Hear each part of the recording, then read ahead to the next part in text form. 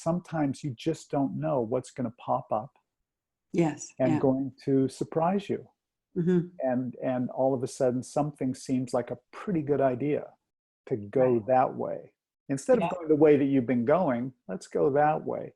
Right. And what I realize is in some senses that's a good thing, because you're moving into discomfort and I'm being comfort.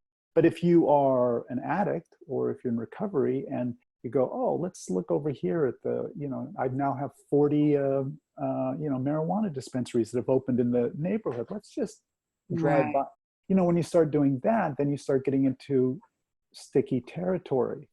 For me, how I deal with these, like a little blip that appears on your screen, or is that I start my day, like I have a morning routine that I do. I know a lot of people have morning routines and they can go, oh yeah, and I do this and I drink the apple cider and all of these people.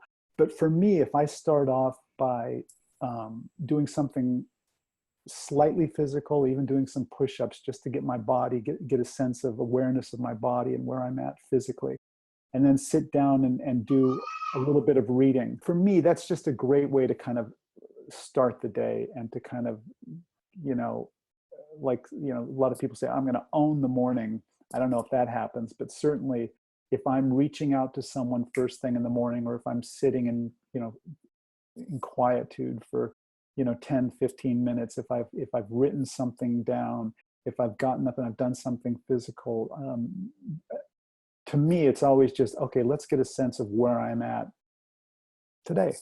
And that to me has been the thing that has stayed with me no matter what.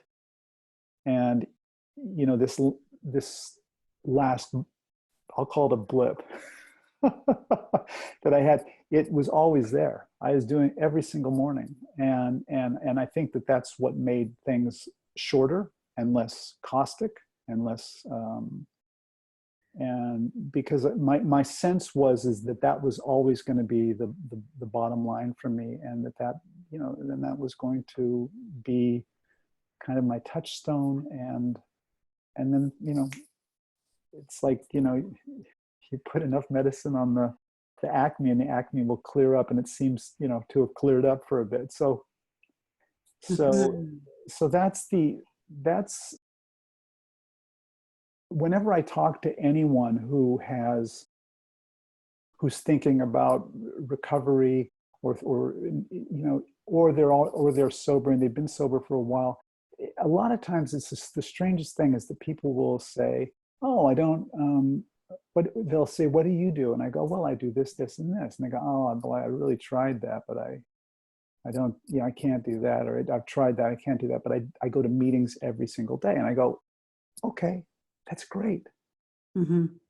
And so I think just, and I know that you have like a wide range of people on your conference. And I've also attended some other online conferences where it's not just one thing. Everyone's got their way of putting something together.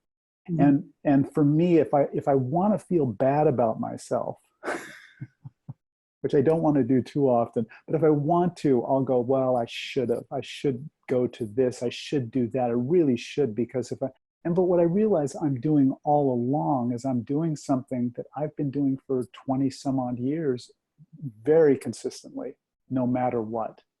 And that has somehow worked. And sometimes there's lows and sometimes there's highs and sometimes it's just this. But I always have a pretty simple practice. Go to KilobyCenter.com, Radical Recovery Summit, for access to the interviews. You can watch them free online, or you could purchase an all-access pass. KilobyCenter.com.